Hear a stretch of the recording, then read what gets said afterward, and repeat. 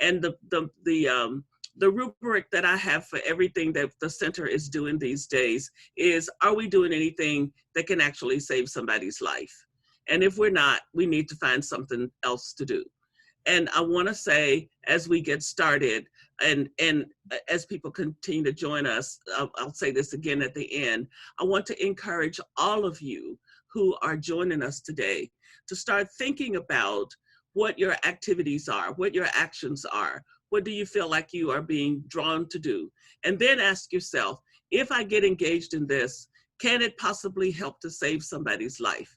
Can a young person's life be saved? If not, then find something else to do, because we have just spent too much time talking and talking, and we talk ourselves to death, and then we're tired, and we think we've actually done something, and actually we just ended up in the same place that we were. We just talked around. It's like sitting in a rocking chair. You know, you rock all day, and you think you went somewhere, and because you were moving, but you were just sitting in the same spot.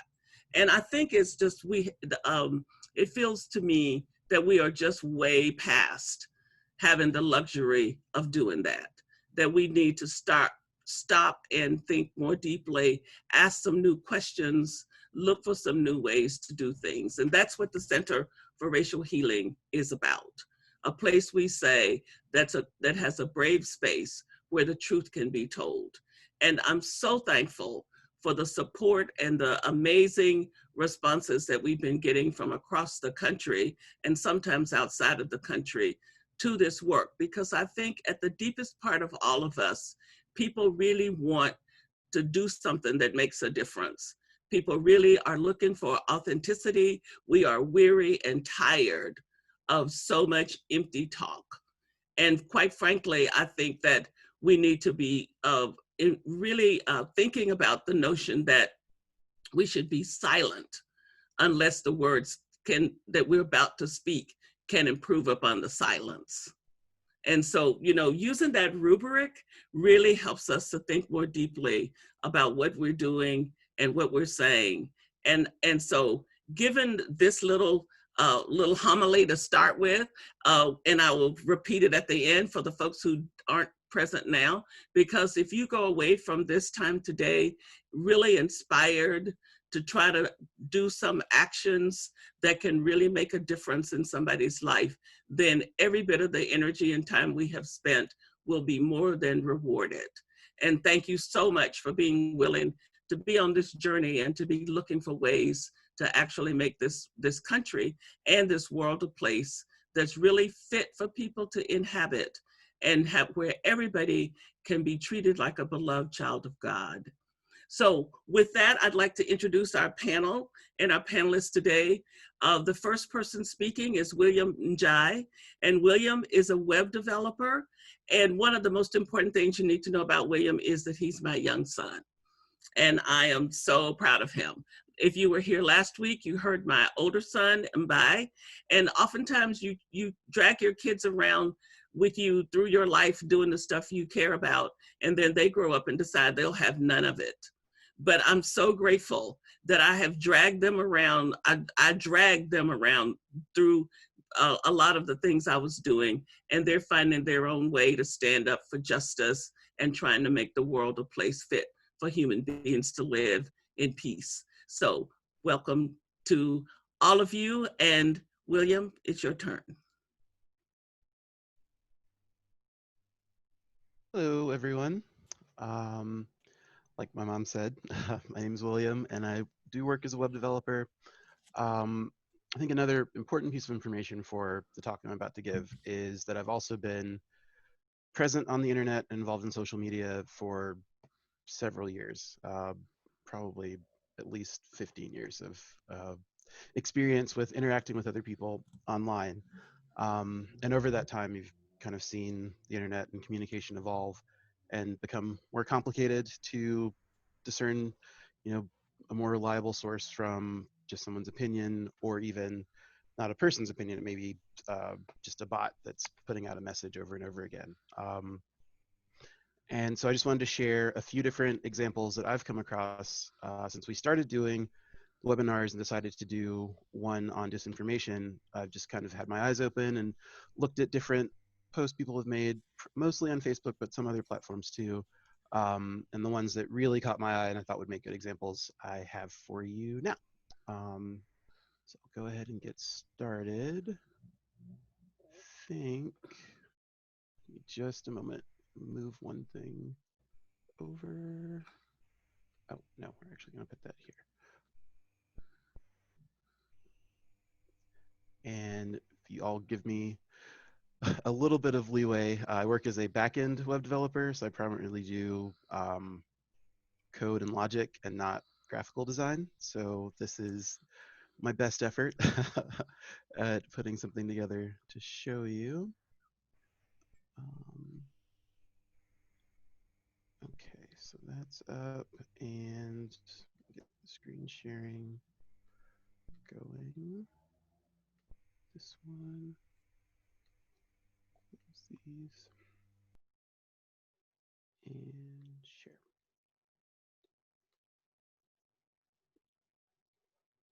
Okay, can everyone see that? It should just say post examples. Okay, good. All right. So I have 3 examples that I wanted to talk about, all for slightly different reasons, but in a way all for kind of the same reasons.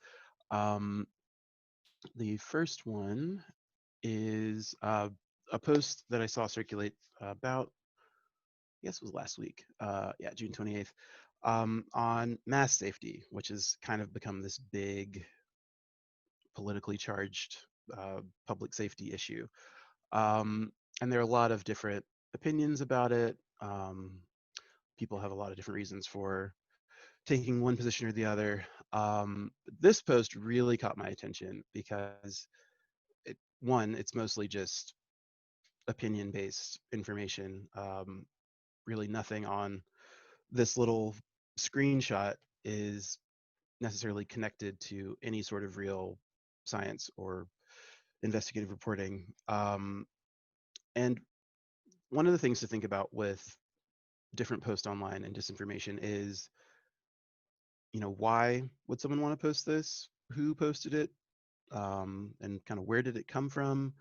And from this specific post, you really can't get a lot of that information. There's no link back to an article or a journal or even just a news article that was posted. So these are technically just all opinions from the person that posted it. And it's really kind of in a lot of ways an inflammatory post. It's, I think, designed to inspire fear in you and maybe the sense that you need to rebel and not wear a mask. I know this is for some people a very sensitive topic because it's gotten so connected to political opinions and political positions. Um, Most of the articles that I've read and the science that I've come across just honestly suggest that wearing a mask may help or will help in decrease our instances of new COVID cases, and that the risk that you might incur from wearing a mask for an extended period of time are minor compared to the spread of this disease that we're all trying to fight. So yeah, this was the original post. And one other note about this one, the person that posted it later made some comments to say that he posted it as a joke. You didn't really, follow these opinions, but it could still be damaging if someone just reads the post without any context and then shares it again saying, here, this thing supports my opinion. And unfortunately, in this one, you can't see, oh, sorry, the last point, which is number 6, but I'll pull that up on the next slide. There we go. One second. Okay. So that post, the previous post was actually a share, wasn't someone's original post. So I looked into the original post just to see if there were any interesting comments or if I could gather some more information about, who this person was and what their position was on sharing this. And so the last line that really caught my attention, which states, absolutely no peer-reviewed studies have been carried out of mask effectiveness within a social environment to control, prevent, or eliminate the spread of disease. One, I don't think that that's true.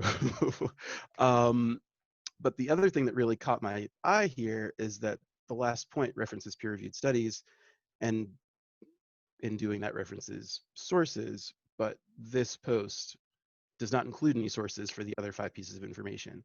So even this post knows that you should be trying to provide sources and information that people can check themselves and review themselves and come to their own decisions based on the source material. But there's no source material. This is just brightly colored. It's big letters, small, short nuggets of information. Um, and I really just think whoever shared this initially, I'm not sure if it was this person or someone else, did it with the intention of, trying to stir the pot with the mask debate that we've been having.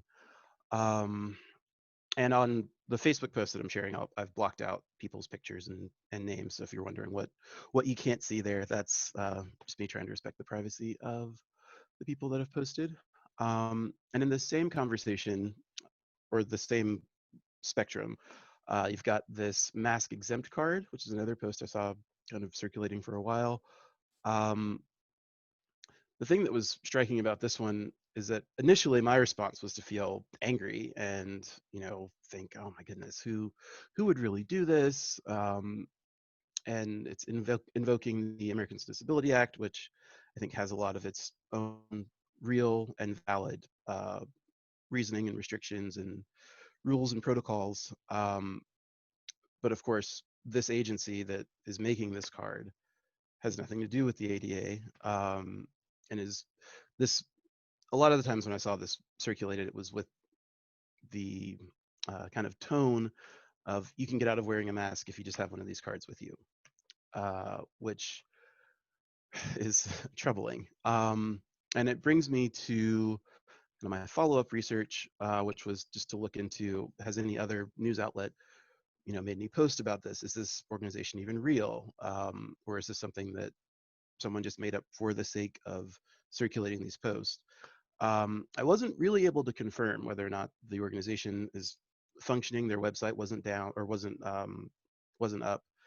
They do have a Facebook group, but it's private, and I didn't want to join it to track down this information. But it's real enough that the Justice Department did make a statement about it. And I'm going to post, or I'll share links to all of the articles that I'm going to mention here.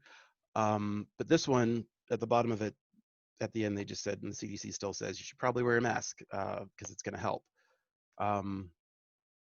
So it's interesting just to see what gets shared and kind of think about what the intent of the person that's sharing it is, and what they maybe are trying to say or discredit, or what emotion they're trying to inspire in you. And just keep that in mind as you're going through all social media, whether it's Instagram, Facebook, Reddit, Twitter. These posts can happen anywhere and are definitely the kind of thing that you need to maybe stop for a second and just think about those questions. All right, so that's the first one. The next one, I do have the name blocked out here, but this is actually a post that was initially shared by my mom. And I saw it, felt angry, mad, sad, all the feelings, and then just took a breath and thought, okay, hang on, let me actually look at the article, which is something I would recommend for everyone. When you see an article that, especially this one, has a picture of mugshots with gunshots in them. The tagline is also a little inflammatory, using the word caught, because it definitely takes a position. It's definitely a good idea to look into these articles just a little bit more and see if there's any useful information either on the article itself that may have been updated,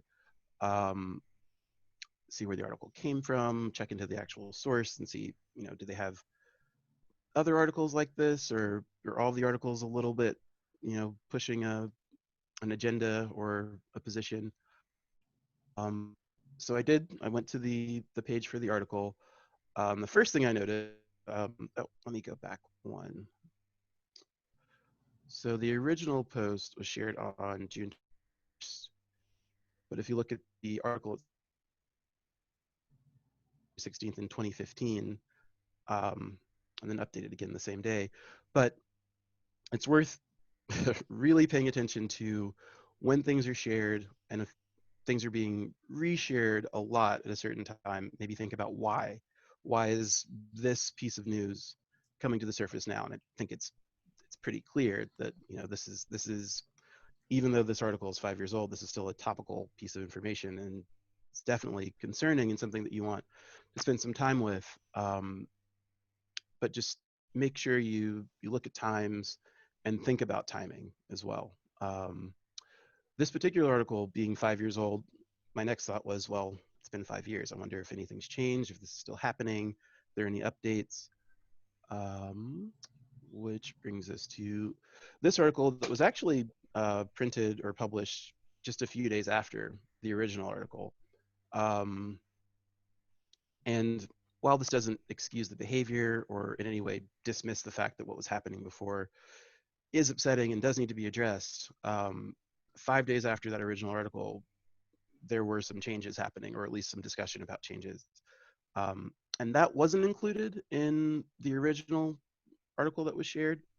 I'm not just talking about my mom, but the first person to share it, so that she came across it, didn't include this follow-up, which is, again, something to keep in mind. I mean, this only happened a few days after the original article that someone's sharing, but they didn't do any research or take any time to tell the whole story or tell a more complete story, which would be, I think, at least useful for people trying to have conversations about the first post. And again, I'm just pointing out the timing on this article. I think this is definitely an issue that needs to be addressed, and with it being 5 years, it'd be interesting to look into our local police departments and see what their positions are on target practice training, and if they're using pictures of, or using mugshots, or even using pictures of people at all, I think is worth questioning and looking into. And now is probably a good time to do it. So that may be the intention behind the original person that shared this, to have it bubble up to the surface on Facebook. But again, it's just definitely something you want to check. Look at when things were posted, when they're shared. Think about why they might be shared at the time they're being shared. All right. And then the last one, I have a few more slides on this one, just because this particular article really got to me. It was a little bit of a struggle to figure out how to work through what I thought was going on. But on June 17th, this was actually a post from one of my friends on Facebook. The APD had just walked off the job, all zones, and that's actually all he posted first. I got the new screenshot today, but his original post was just that first sentence. And there's a lot of conversation that happened on this post when he posted originally. Not a lot of articles or sources, a few screenshots, but nothing that you could really track back at all or look into some more. Because I did kind of go through the things I was just talking about with you with the other post. When did this happen? Who's sharing this information? And for about an hour, I couldn't find anything particularly useful. So I just had to live with this idea that possibly all of APD had walked off the job, and the entire city was currently unpoliced. And then, oh, you can't really read that one. Sorry about that. Did come across this Facebook account, the Georgia Police Jobs, that seemed not only the walkouts were happening, but that it was pretty widespread. And so now I'm imagining just, hundreds, if not thousands, of police officers not going into work after the officer that Rashard Brooks was charged, which is a pretty upsetting place to be. I did finally track down this article, which was from Decatur-ish originally, that seems to be kind of the start of this story. And I'll post the link for this article will be in the things that I send out as a recap. It was pretty straightforward. There wasn't a lot of primary information at that time. The APD hadn't commented. The city of Atlanta hadn't really commented. And it really just, it felt like, maybe they weren't answering calls. Maybe if I called 911, no one would pick up. So I kind of went to bed that night thinking, I don't really know what to think about all of this. But the next day, I got onto Reddit, which is kind of my second go-to. If I see something crazy on Facebook, I'll start looking in other places to see um, if anyone else has some comments or an opinion. And one really interesting thing that I noticed is that that same Decatur-ish article was being shared across multiple subreddits. So it wasn't like it was just posted on one subreddit and got a lot of traction. Um, and they were reposted around the same time. There were actually more the next day when I was searching, um, and some of those have kind of trickled down because of the nature of Reddit. Things get downvoted, but the ones that were still available, the first two were the same person that I noticed had shared that article in multiple places, maybe like 5 or 6 subreddits all at the same time. And that doesn't mean that it's false. It doesn't mean that the information isn't correct or accurate. Does mean that someone's really trying to make sure this message is disseminated widely and quickly. And I think this was the post that kind of triggered the conversation on Facebook and on Twitter about just no one from APD is working, or lots of APD officers just aren't coming in at all. So I kind of left this search with a little more skepticism. Also, over the next few days after reading this, didn't see a lot of reports of just absolutely no police working. And I figured if that was happening, that would be a more reported and covered news story. So that was kind of passively encouraging, but still disturbing to see this post and not have a lot of information. Um, did get a article from, I think this is from CNN, on the 27th, so recently, that was about 170 officers.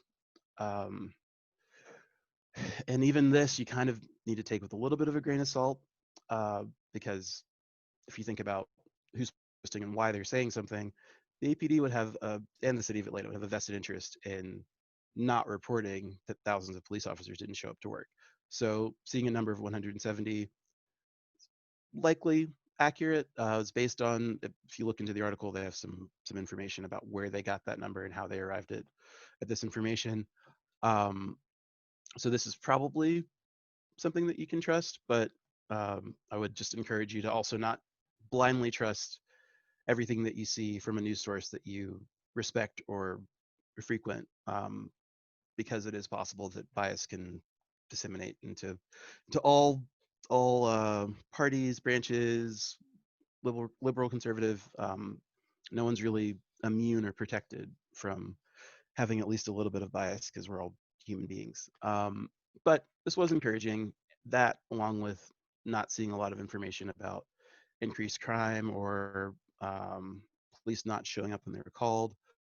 And there's one excerpt from that same article that did say the numbers of callouts are higher than usual. So they do confirm that police are calling out. But if you think back to the original post that I saw and that kind of original fear and panic, thinking that no one was working, that's probably inaccurate. Just based on this article and just kind of what I've seen since then. So just another example of seeing an article that makes you have a visceral reaction, and just going with that reaction and not spending a little bit of time doing some more work and looking into it just a little bit more. Honestly, all of the research from these posts and the extra information took maybe 10 more minutes from seeing the post. So it's not like I spent hours or days or weeks having to track down all of this information, and just kind of reserving that initial visceral reaction until you have a little bit more time to work with it. I think things that make you have that reaction deserve more energy from you, as opposed to less, because you really want to work through and be sure that when you're infuriated about something, it's worth it. This is the end of the presentation. I'm going a little bit over time, but I have one more thing I wanted to mention. When you're thinking about the who and why on posts, it's important to also think about the kind of the who and why of the platform that you're on.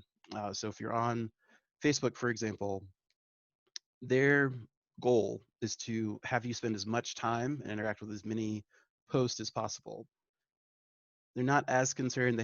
They project some concern about validity and trying to stem the spread of disinformation, but they don't take any money from you directly, and all the money that they're making is based off of ad revenue. So the more time you spend on the ad, on Facebook or Twitter or Reddit or really any of these social media platforms, the more ad revenue they can possibly collect from your presence there and from the data that you give them as you browse the platform. So that's their first priority. And if you see a post that's upsetting or that makes you happy or make you have any feeling, really, that's just a benefit for them. And so you just definitely keep that in mind when you're on social media, that they're not necessarily trying to be a veritable news platform. They're trying to keep your attention. I think that'll help with some of this. So that is all I've got. Thank you. Good. All right. So I'm happy to introduce Rebecca Cotton. And Rebecca is a fellow with the Episcopal Church's Office of Governmental Relations. And welcome, Rebecca. Thank you so much, Dr. Meeks. Hi, everyone. My name is Rebecca Cotton, and as Dr. Meeks said, I work as a Research and Policy Fellow in the Episcopal Church's Office of Government Relations. I would like to thank the Absalom Jones Center and all the staff for inviting me to present at this webinar. And William, thank you so much for that excellent introduction to this topic. I can tell already that both of our points are going to have a lot of things in common, which is a good starting point. So let me just get my PowerPoint up. And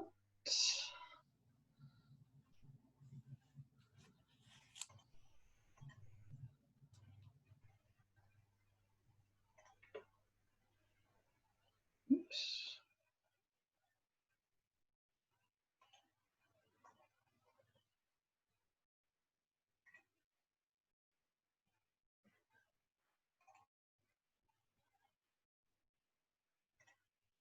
There we go.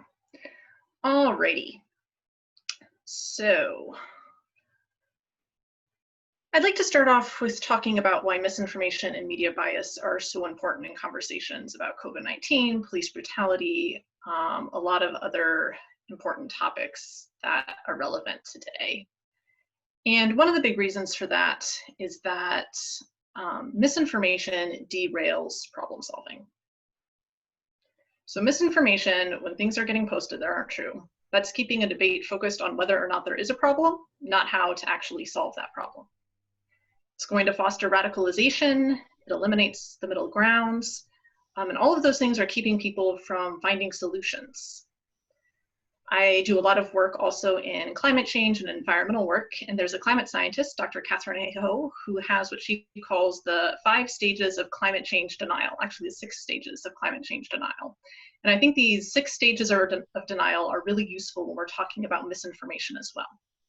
So the first stage is, it's not real, it's not us, it's not that bad, it's too expensive to fix. Aha, here's a great solution. That actually does nothing. And oh no, now it's too late. You really should have warned us earlier. And I'm willing to bet that a lot of you have heard echoes of this in conversations about reforming the police, COVID-19. Police brutality isn't real, it's just a few bad apples, right? COVID-19 is killing way fewer people than the flu. Why are we shutting down our economy over a cold? This is too expensive, it's not actually that bad. And if our conversations are getting stuck in this rut of denial and countering denial, we're not doing any active problem solving to address the things that are wrong, unjust, and dangerous in our society. So since we do care about solving these huge societal problems, we also have to care about limiting misinformation. And we have to care about fostering narratives and problem solving that is grounded in truth. So how do we go about doing that? Because that's a really big ask. We first need to know what we're talking about when we say misinformation. So misinformation and sometimes disinformation are used as a catch-all term oftentimes for what's really 3 distinct different types of content. So the definition of misinformation can be false content that the person sharing doesn't realize is false or misleading. So I share something to you, it's not true, I don't know it's not true. And a very closely related one to that is disinformation, which is shared content that is intentionally false or misleading and is designed to cause harm. So I'm sending you something, or I'm posting it on social media. I know it's false. I'm trying to cause harm. And I'm hoping that other people pick it up and share it unintentionally, and it's misinformation. So for us to really be able to tell the difference between misinformation and disinformation can be pretty tricky, because we can't actually go inside someone's head and see, well, were you doing this intentionally and sharing it intentionally or not? The same piece of content can actually be disinformation when one person shares it and misinformation when somebody else shares it. But I think it's important to kind of establish that those are two different things. And another piece of content that is also similar is malinformation, which is genuine information. It's real, it's true, but that's also shared with the intent to cause harm or to cause panic. And if you think about gossip or rumors, you know, so-and-so cheated with so-and-so and now they're getting a divorce. That might be true, but that's not really the kind of information that we want to be sharing and want to be floating around our society. Another term that you've probably heard floating around is fake news. And when I've been researching misinformation, I've really found fake news to be a really unhelpful term to use. And there's a quote from a great nonprofit called First Draft News that explains why. The term fake news doesn't begin to cover all of this. I mean, misinformation, disinformation, malinformation, all this stuff. Most of this content isn't even fake. It's often genuine, used out of context and weaponized by people who know that falsehoods based on a kernel of truth are more likely to be believed and shared. And most of this can't be described as news. It's good old-fashioned rumors, it's memes, it's manipulated videos and hyper-targeted dark ads, and old photos reshared as new. We advocate using the terms that are most appropriate for the type of content, whether that's propaganda, lies, conspiracies, rumors, hoaxes, hyper-partisan content, falsehoods, or manipulated media. We also prefer to use the terms disinformation, misinformation, or malinformation. Collectively, we call it information disorder. So when we're thinking about misinformation or information disorder, we need to keep in mind that we're talking about an entire landscape, right? There's all these different types of content that this quote from First Draft News lays out, but then there's also a lot of different spectrums we can categorize that content across. Is it intentional or accidental? Is it harmful or is it not harmful? True or false? And most misinformation is going to be somewhere in between. Is it targeted or non-targeted? Is it aimed at a specific community or group of people? Is it widespread, maybe all over the US or all over the world? Or is it really local in just a couple areas? We can also think about all the different media through which misinformation can be spread, and especially, as William was talking about, online platforms, which give misinformation a far larger audience and enable it to spread far more rapidly than at any previous point in human history. We can also think about all the actors who play a role in spreading misinformation. Jokers, someone who might put something up as a joke, but somebody else takes it seriously. A scammer who's out to deliberately harm people. A political or interest-driven entity, a conspiracy theorist. A fake insider who's claiming to have like secret government knowledge or knowledge about a corporation, but they don't actually have any secret knowledge, they're just saying they do. A celebrity or another individual on social media with a really high profile who a lot of people see and follow and pay attention to. And sometimes misinformation is spread by our own friends and family, and sometimes we spread misinformation. And the last thing that we should think about when we're looking at our misinformation landscape, and William talked about this also, the message and the motive of a piece of content are not necessarily the same thing. So there's a really good example of this.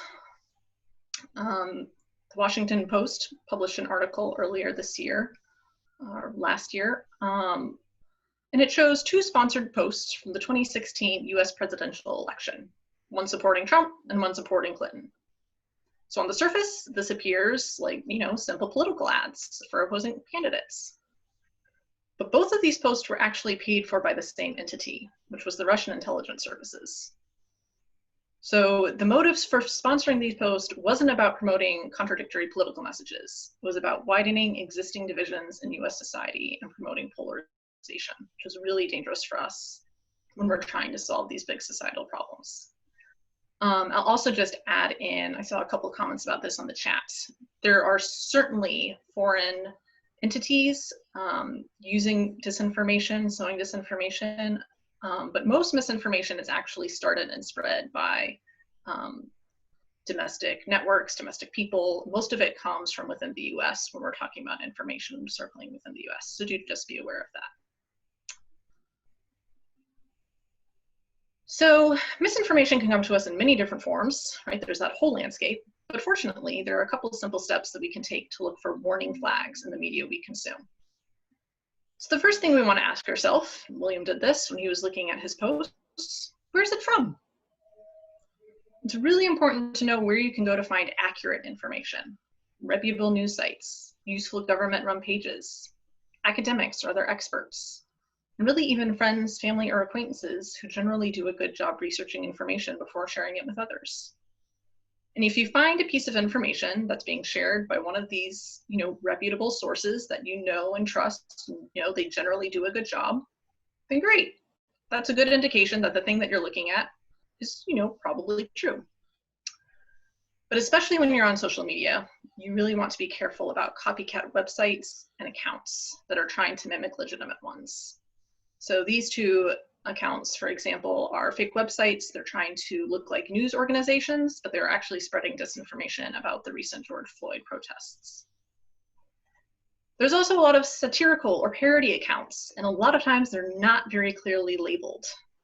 So this account is, again, trying to look like a news site. If you actually click on the account bio, it does say it's a parody, but that's not very clearly labeled. But it's showing this like breaking news, scary story, protests, fire, Minnesota 2020, all this stuff is going on. And actually this photo is from a fire in Pennsylvania in 2016. So again, want to look out for those parody websites. You also want to remember that just because your friend, family member, or favorite celebrity shared a post doesn't mean that they did their research and that that post is accurate. You can have people in your life who are, great sources of information and who do their research and think carefully, but they might not always do that on their social media. And I'm sure a lot of you have seen that happen. I know I've seen that happen with my friends and family. So when you're searching where a post is from, you definitely want to try to find the original source rather than relying on the person who shared it with you. So the first question, where's it from? Second question, what's missing? For example, do the title, content, and images of the post match each other? Now this parody account, well, no, they don't. Another thing, this is an example of an email I actually got in my inbox back in March, right at the start of coronavirus. And this headline says forward, so it's been sent a couple times, the symptoms of coronavirus. And the first thing that jumped out at me was like, well, where's the source? And why isn't the author listed? There was nothing to say where all this information was coming from. And that's a little odd if this is, important information about your public health. My friend's sister's daughter who works in a doctor's office, that doesn't count as a source, right? I need a name and a title that I can Google and know who this person is. And then I want to know, does the source have the credentials to be making that statement? My friend who shared this with me does not have a medical background. So she doesn't have a medical background. I don't know where she got this, email from. So where's this coming from? Again, looking at what's missing, are the data and statistics linked to some verifiable source? So this has a lot of numbers on it. The coronavirus is going to survive for 12 hours on this thing and 6 hours on this thing and 5 minutes on your hands and drinking warm water is whoa. Where did those statistics and numbers come from? Is there something behind that? And then lastly, if this information is actually true, which I didn't think it was, but giving it the really big benefit of doubt, if this information was actually true, it seems like it would be something that is newsworthy. So why couldn't I find it on any major news sites or on the CDC website? Right? A major breaking story or a major public health announcement, that's going to be widely circulating on government sites, on news sites, unless, of course, that breaking news isn't actually true. So where's it from? What's missing? The last thing you want to ask yourself, and William talked about this again, how do you feel? Are you excited, angry, vindicated, otherwise impassioned? And that should be an instant flag to do a little bit more research, because that type of emotional manipulation is how most disinformation creators trick us into sharing a post before we examine it more closely. So this was another post that went across the social media feed pretty recently. It's this kind of scary image, and there's fire, and there's a city, and it says it's in DC, and I live in DC. But that's a lot of emotion. And actually, you know, do a little bit of digging, look at the comments. This is a screenshot from a TV show. This isn't an image from any protest, much less one in DC. So this is somebody trying to manipulate me and trying to use my emotions against me to get me to share something that's not true. So these three questions: where's it from, what's missing, and how does it make you feel? These are all a great way to self-monitor our social media feeds and really any other information content we're looking at. None of these questions are guaranteed to catch misinformation every time, but using them will definitely help you spot warning flags and know when it's time to ask more questions. And I think something important to note is that minority voices and narratives often will be missing from major news sites. And that can sometimes make it harder to distinguish true narratives that really need to be uplifted from disinformation posts seeking to discredit and confuse these voices. So to make sure you're at least sharing narratives from a real person, not from a bot, not from a fake account, you can do things like use reverse image search. You can do a profile verification to confirm, you know, who is that author. And the nonprofit I talked about earlier, First Draft News, has some great simple video tutorials that demonstrate how to do these things, and I will share a link with that at the end of this presentation. Other things you can do: look at the comment section of a social media post. People are great about flagging misinformation in the comments. A Google reverse image search for any type of image or wondering where it's from, how long has it been circulating the internet. Fact check websites, Snoops, AP Fact Check, there's a couple others out there. And these are great steps to take if you think something might be misinformation, but you're not sure. So for my last couple minutes, I'd like to talk about what we can do to find truth amid all the misinformation that we see. Because if we're just stuck focusing on misinformation, if that's all we're circulating with, then remember, we're not doing any problem solving. We're not getting anything concrete actually done. So let's start with the foundation. Yes, there is indeed truth. We're talking about an event. We're talking about someone's actions. We're talking about something that has happened. There's a true rendition of those events. But there's also going to be a diversity of perspective about those events. And we can see this really easily when we think about history. For example, let's take Christopher Columbus Day. Right, this holiday does commemorate, 1492, Columbus sailed the ocean blue, discovery of the New World, age and exploration for European powers, all these things. But that's only one narrative, and there are other equally true perspectives. Christopher Columbus's discovery of the New World also heralded the death and subjugation for indigenous peoples and empires that had flourished in the Americas for thousands of years. It set the stage for the African slave trade. Christopher Columbus's discovery ignores what scholars tell us was the Scandinavian discovery of the New World that had happened centuries before. And when we can look at this diversity of perspectives and histories, that allows us to deepen and further contextualize the truth, gain a better understanding of what is actually there and what happened. So when I'm looking for the truth, I'm usually looking for this diversity of perspectives. I'm not looking for an unbiased source, because nothing is unbiased, right? We all look at the world through some kind of lens. But I definitely want to know what lens the author of the piece I'm looking at is using. I want to know how their lens is different from my own. And I really want to know how their lens is different from the lenses that other people might be using to understand the world. And I'm generally going to find that a piece of content is doing a good job reporting on the truth when it acknowledges and brings in several different lenses. It's this diversity of perspectives that I can use to gain an understanding of what happens and how different parts of society see it. And it's also a mark of quality journalism and someone doing a good job doing their research.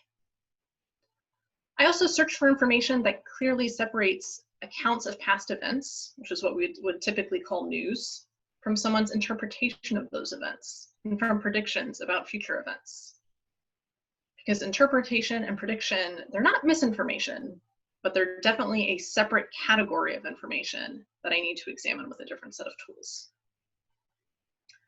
So I can't offer anyone a list of sources that are always going to tell the truth. Fortunately, a lot of people have compiled great databases on where to find accurate information on all kinds of subjects, including COVID-19, including police brutality and racial justice and all these other things that we want to be informed about. And I can't tell you exactly what misinformation is going to look like, but I hope that the tools and the methods I share help you feel more empowered to search for truth, to fight against misinformation, and to share these resources with others that you know. I have several resources on this topic. I could give you a whole list more, but here's 4, including the first one, which is a resource our office developed at the Office of Government Relations. And I will certainly be sharing that with Dr. Meeks and her team to make this accessible to you all after the webinar. But that is all that I have. So I would like to thank everyone for their time and attention. And when we get to the end of the webinar, I am happy to answer any questions if we have time for that. Thank you. Thank you, Rebecca. And now we'll hear from Alan Yarbrough, who's also from the Office of Governmental Relations and serves as a church relations officer in that office. And before, Alan, let me just ask you to go ahead and put your questions in. So when we get to that, the questions will be there and we'll be ready to jump right into them. Great, thank you, Dr. Meeks. As she said, I'm Alan Yarbrough with the Office of Government Relations.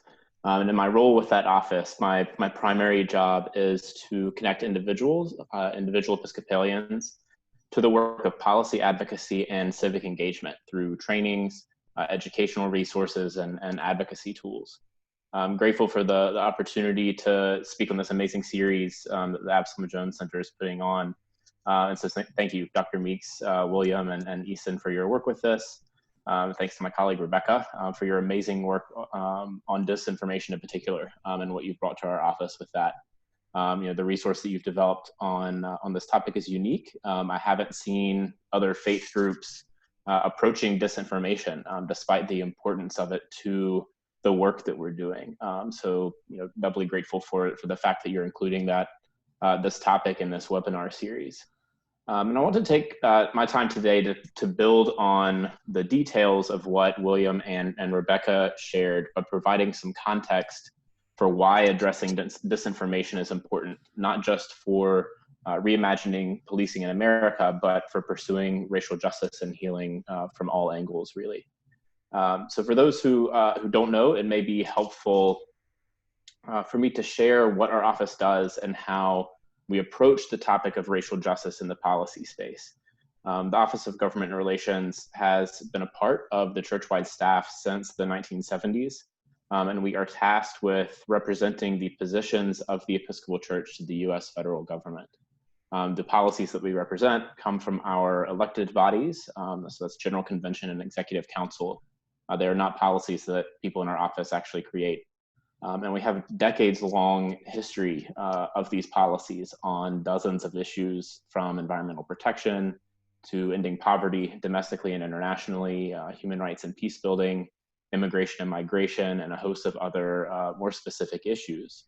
And we also, in that list, add racial reconciliation, or perhaps more specifically, racial justice and healing as a part of our work. But to do so in a policy space now, I think, requires some nuance, with limited exceptions, perhaps like reparations, for example. Policy is no longer talked about in explicitly racial terms. But of course, Dr. Meeks, in the first webinar, you said, we're gathering here not to determine if there is a problem. We know there's a problem, but what we need to figure out how to address it. So of course, even though there is not the same presence of racial language in policies, policies still have differentiated impacts for different racial groups.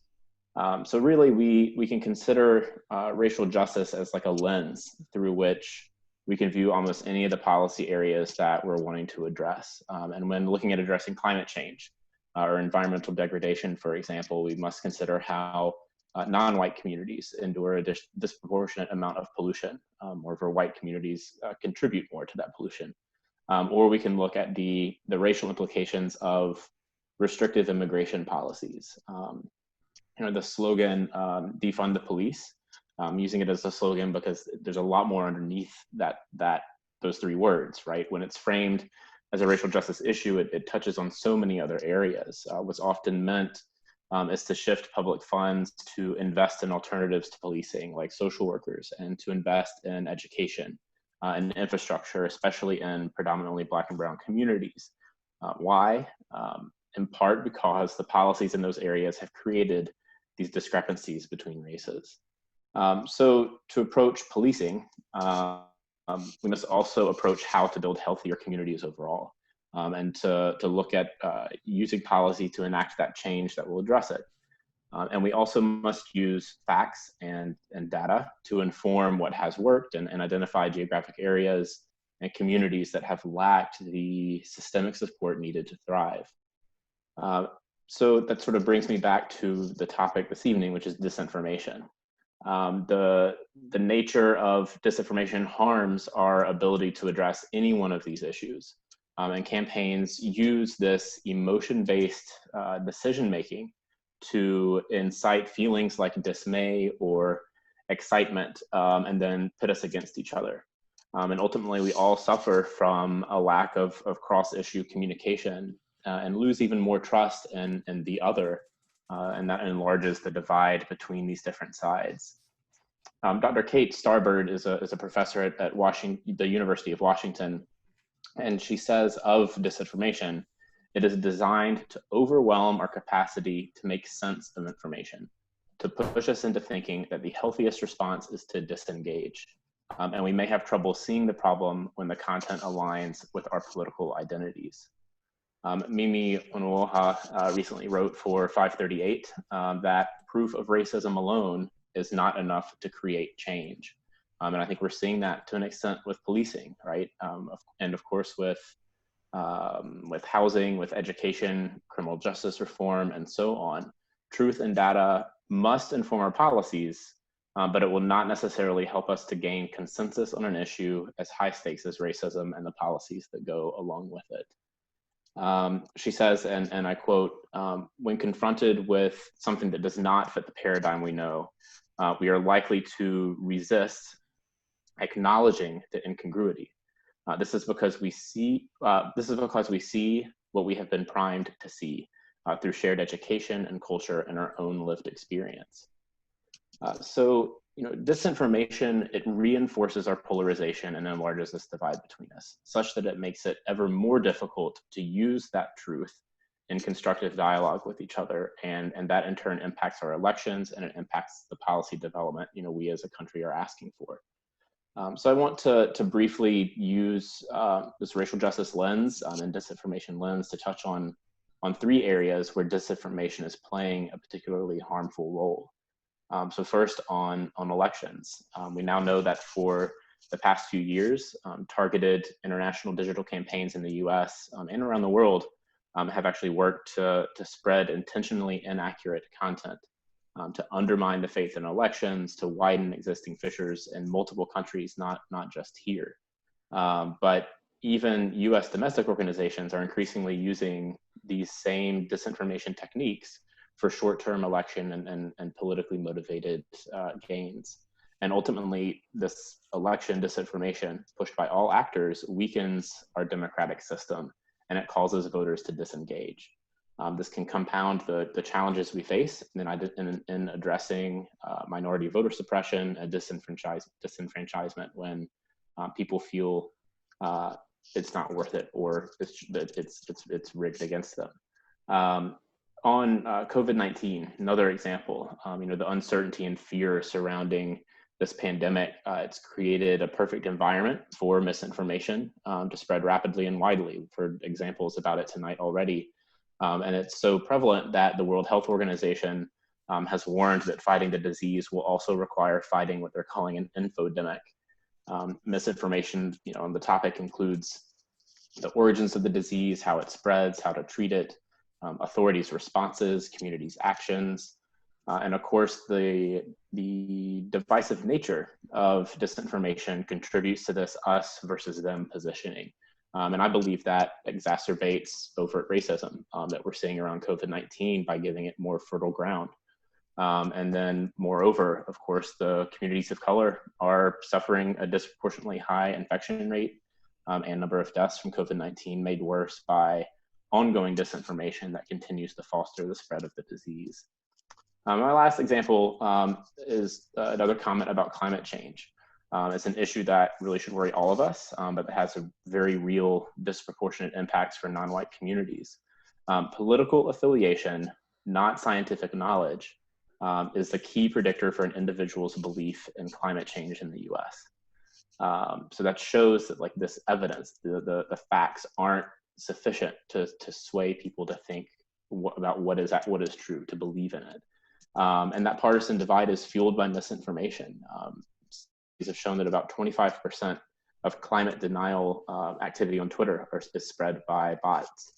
And this has stalled bipartisan legislation to address climate change for over 20 years, delaying as well racial justice policies that must be pursued when addressing environmental issues. So again, I'm really grateful to you, Dr. Meeks, for including the topic of credibility, disinformation in this series about reimagining policing and all that that entails. It's a foundational obstacle for the work we're doing to change our country through better policies and legislation to better impact the world, such as the United States can do in very powerful ways. And I hope that we've demonstrated to everyone attending that the significance of this problem of information disorder and provided strategies and tips that you each can use really on a daily basis to create a discipline to take the power out of disinformation. And then just as a final plug, and we can include this in the resources as well, I hope you all will join our advocacy work by joining the Episcopal Public Policy Network, where you can access educational resources like this disinformation resource and our calls to action, or action alerts that we send out about once a week to take action on a number of issues in Congress. So thanks, and I look forward to your questions. And it's so amazing to get this name, information disorder. As a social worker, it just grabs my attention because we talk about that in terms of mental disorders, and to think that we call this a disorder, information disorder, I'm fascinated by that. Before we go to the questions, because I know people don't always stay till the end, I want to call people's attention to the fact that the Center for Racial Healing has to raise money to stay in existence. And we depend upon donations and support from people. And we're running a Dollar for Justice fundraising campaign right now. And we would like to ask you to visit our website, to visit Facebook and our Facebook page, Absalom Jones Center for Racial Healing, and to donate $1, and to ask your friends, ask 10 of your friends to donate $1, and ask them to ask 10 of their friends. We raised over $3,000 in 2 days with this tiny little campaign. And we believe that we can raise significant money by simply asking people to give $1. In this time of 40 million people being unemployed, we did not want to look like we were trying to be greedy, but most of us could still afford $1. So please consider doing that. And of course, we don't mind if you give us more than $1, but we just want you to start with $1. All right, Easton. Okay. As you begin to type your questions, if you have a question that's specifically for one of our panelists, then you can let us know who that question is for. And so I'm just going to sort through these and And we'll get started with this one from Trisha Spencer. And it is, if you don't know which websites are of foreign origin, how can you recognize them besides the obvious? And I think that William, Alan, or Rebecca, y'all can jump in on that. So I'll go ahead and start. I think one thing you want to look for is it's not just a website being foreign that would make it a source of disinformation. There's plenty of websites out there that are not based in the US that are absolutely fantastic resources. What you want to look for when you're seeing any website, whether it's foreign or domestic, that's like, where's this from? Definitely look and see if they have a contact us or an about us page, and how much information is on there. If it's empty except for like maybe an email address, well, again, what's missing? Why isn't there more information about this organization? Especially if they're saying that there's like a news organization. They should be telling you who their staff is, what their code of ethics are, what they do to give accurate reporting. And if they're missing all of those things, regardless of where they're from, that's is this an accurate source of information? I don't know.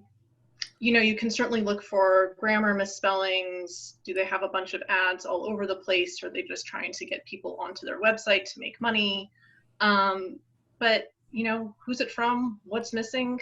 I think those are really good places to start. And if anyone wants to expand on that, please do. Alan or William, anything to add to that? I completely agree. Yeah, you just got to look for as much information as you can gather aside from the article. So contact information. I usually look at other articles too, and see if all of them seem to have a similar kind of thread of a message that they're trying to push, or if they're reporting on varied news events, and if other posts on the page seem to be legitimate or to be in line with how other sources have reported, then maybe they did just scoop this one story. But if they're all just kind of off the wall, then it's probably a news site you can write off to not visit again. And that's a good point. Develop your list of places that have credible information. So look for major news organizations that you trust. Look for friends or family who do good research. Look for experts on Twitter. They're usually marked in some way, shape, or form, either as a journalist or an academic. And see what they're saying. Are they saying the same thing about that topic? Or if they're not talking about that topic at all, again, why not? And use your reputable sources not as the last resort, but kind of as the first resort, and then go from there. Yeah, I think the only thing I would add is to plug local journalism as well. And so when you're looking at, some of these are larger topics that are comprehensive discussions, and there are all sorts of experts weighing in. But then we also have individual instances, like what was going on in Minneapolis, like what happened in Ferguson. We've seen disinformation spread around various school shootings, in some cases successfully, in some cases the disinformation was not successful, which is a good thing. And so paying attention to local journalism and local sources can be a really helpful tool as well. It doesn't mean they're always going to get it right, but they're at least, in the community, hopefully, and a step closer to what's going on. All right, this one's from Julia. Dominic, you mentioned Black Lives Matters, defund the police. How can the national church, or just the church, use social media to help people understand what this really means? There's a great amount of disinformation on social media about this topic. Sure, I can take that one. We have resources for addressing racial violence page on the Episcopal Church website. I think Easton, hopefully we can add that as well, perhaps, to the list of resources we send out tonight. Yep. But that page itself has, in addition to other resources, a number of articles about policing from different commissions that have studied it and released recommendations. Some of those are government supported, some of those are from think tanks. Those pieces of information we've tried to highlight and put forward to deepen the conversation around policing, and that has been our approach for that so far.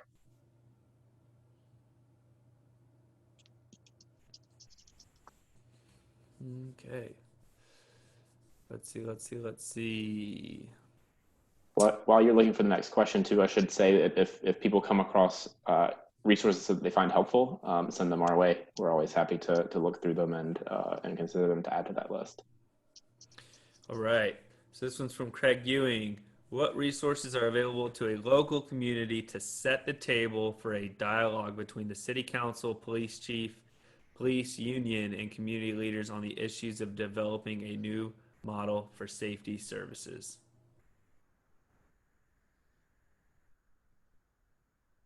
I can take that one as well, but others please chime in. That's kind of in that's like that one is kind of in your ear, but it's a great question, so I want to get that one in.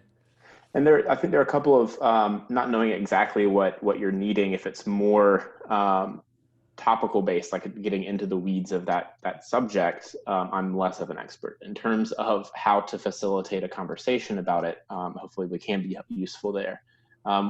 We have a civil discourse curriculum that it's in its second version now, and it's an interactive curriculum with Church Next. It's a Ministry of Forward Movement. And that civil discourse curriculum is intended to help people build their internal capacity for conversations in the public square, and hopefully doing that across the board. Sort of the main elements of that are listening with curiosity, listening with humility, and speaking with humility as well. So I would refer you to that, and our office is here as a resource for you if you're looking for pointers on how to use that program in that context. We also can provide guidance for advocacy processes as well, because we, in the name of our office, it's the Office of Government Relations, we try to embody that relations word. It's a two-way street. It's about saying, it's going beyond saying vote yes and vote no for a bill, and saying how can we as a church be a partner with public officials to address the problems that are in our community. And there are examples across the country of Episcopal churches, Episcopalians who have facilitated such conversations in their community. I don't know of an example off the top of my head about policing, but I know there was a small town in Tennessee that used the curriculum to work with their city council on zoning laws for a big box grocery store. Really off topic maybe for this webinar, but an application of using that resource in that type of way. The Episcopal Church in Minnesota has had some great conversations as well that they've done with a number of nonprofits that are engaged in community building and economic activity locally. So reach out to us if you'd like to learn more details about that and how to use it. Great question. Alan, for that civil discourse curriculum, you said, I didn't know there was a newer, like a second version or a next edition. Is it the one that was released in January 2018, or is there a newer one? It's a newer one. It was released this year. Okay. I got the old one still living on the web somewhere, so I don't want to share that one. So we'll send that one out then when we send out an updated email to the panel to the participants. I can put it in the chat right now as well. Great. Perfect. This is a good question for everybody. So where do you all get your news? What are some trusted sources out there for us as Episcopalians? I get mine from I do a lot of NPR. I tend to know they lean a little left, but I also think they can be very fair in telling the news. And it's public radio, so I don't know what station is where you live, but it comes in crystal clear. And they have mesmerizing voices on public radio. Like they can kind of like get you in a real comfy place when you listen to them. So I do love my NPR. So I love NPR as well. I think that's probably if I just want to listen to the news and not decide if I'm going to have to go and track down, 3 other sources to confirm this story, I listen to NPR. I have done that with stories I've heard. I listen to it through their app, so you just get little chunks of news stories. I'm not super proud of this, but I get a lot of my initial starting place news from Facebook. 'Cause I'm on it so much, especially now more than I would really like with the quarantines. You kind of have a shift with all this extra free time. But something I'm definitely working on. I do spend a fair amount of time doing all the things we just talked about. If I see a news story that just gets me all riled up, or either way, either happy or sad, I'll spend some time searching. With that in mind, I do use Snopes a lot for the more inflammatory stories, because it's not, the final word, but it's a great place to start if you see a news story that just seems completely off the walls. Because if they've covered it or addressed it, they'll put primary source information that you can independently verify, look into, and really come back to that post that you just saw with more information than you would have had when you're just mad or happy or concerned or however you were feeling. So yeah, those are a couple places I use.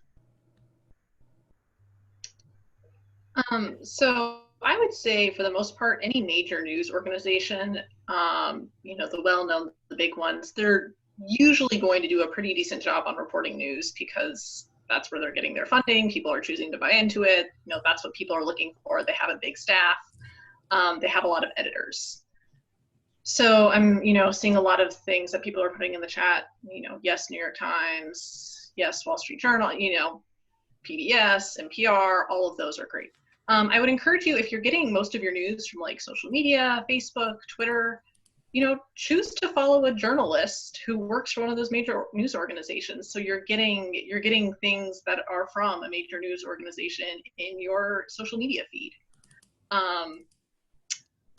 And I would say definitely with the news organizations that have more of a political lean on either side, what you want to really make sure you're doing is separating out what is news reporting, that, okay, this is what happened, this is what happened, this is what happened, versus the interpretation of the news. This is what I think about happened, and this is what I think you should think about what happened, versus prediction of what's going to happen next, right? Those should be three distinct pieces of information.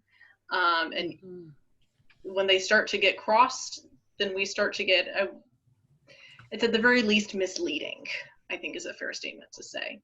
And every news organization is going to have times when they publish something that's not true.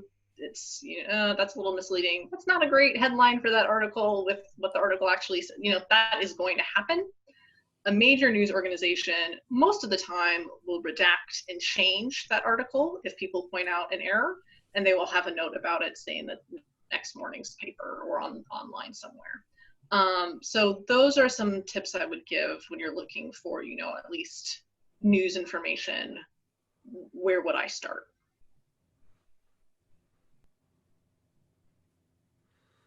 Yeah, those were great advice, Rebecca, in terms of how to break different types of news sources down. I think every morning I listen to the updates from NPR, Al Jazeera, and BBC. Trying to get some international perspectives, and I think each one has their strengths. Al Jazeera covers some certain issues in certain geographic regions, I think, really well, more so than other sources. And then, look to Wall Street Journal does some good economic reporting.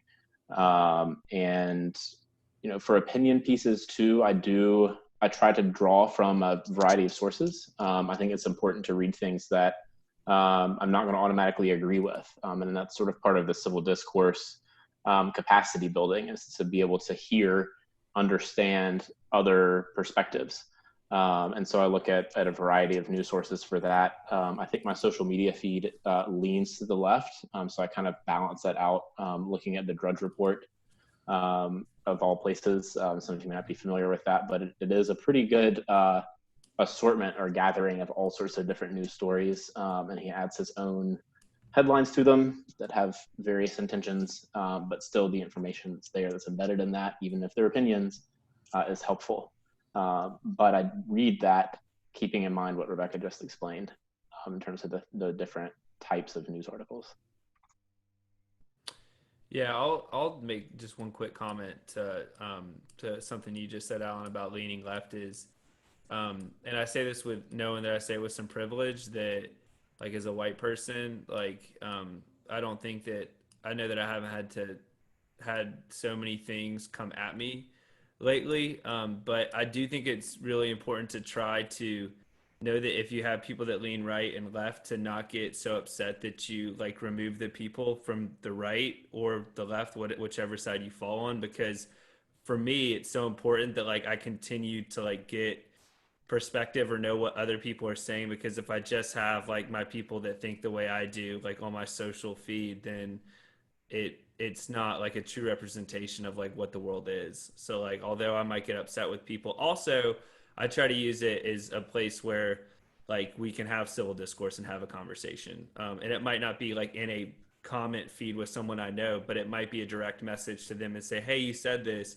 like could we talk about that a little bit more? I just like, and I've gotten people to watch some documentaries that I don't know otherwise like they would have watched something like 13th, like had we not had a conversation about it. And then they're like, I watched it. Wow, I do feel at least a little bit differently about it. So I do think that that's really important for us to think about when we use social media is how important it is to have other perspectives on there.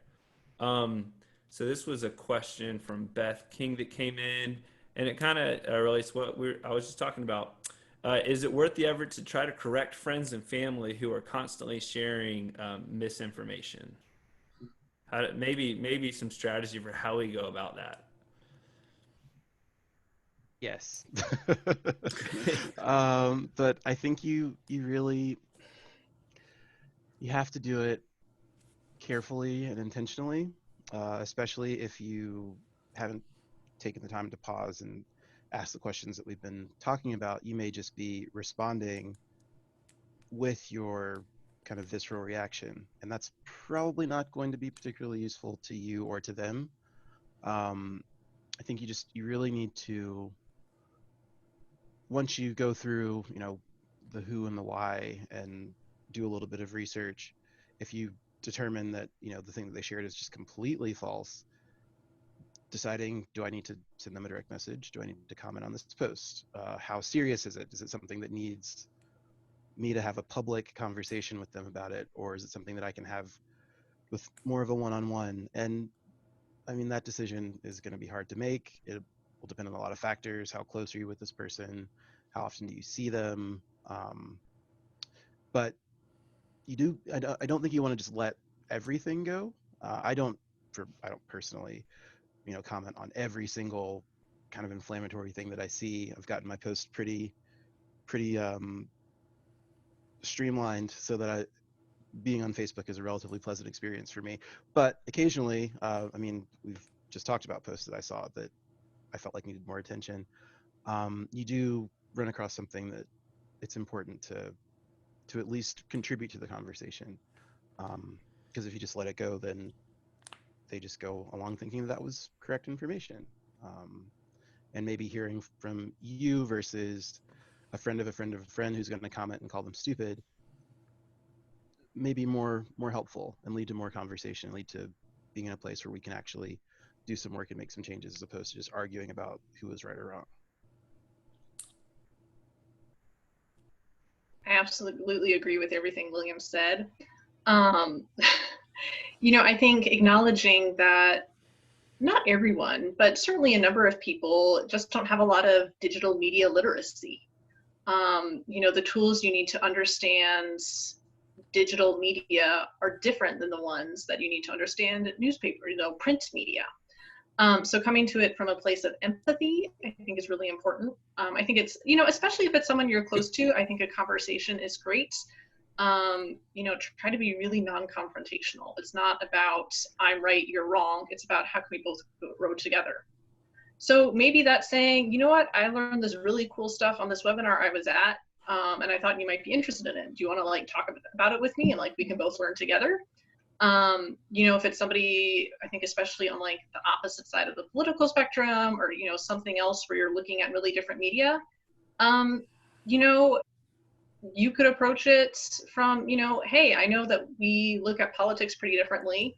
And one thing that they found, which we haven't shared in this webinar yet, but we're better at spotting misinformation from the other side of the aisle than from the side where we lie. So if you lean more Democrat, you are going to be more susceptible to believing Democrat leaning misinformation than Republican. So maybe you come to some kind of pact where, you know, if I see you sharing things that look suspicious, I'll flag them for you. If you see me sharing things that look suspicious, please flag them for me, and we can both help each other out that way.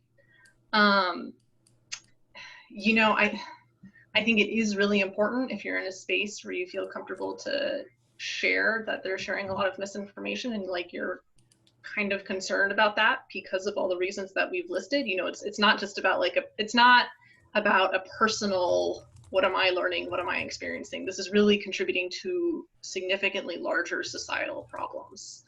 And so if you can, you know, come at that, I know we both really care about X, Y, and Z, about our children, about our nieces and nephews, about, you know, the economy, you know, whatever it is where you have common ground, start there and build off your conversation from there. And I would want to add just one brief comment, you know, also be open to people correcting you as well.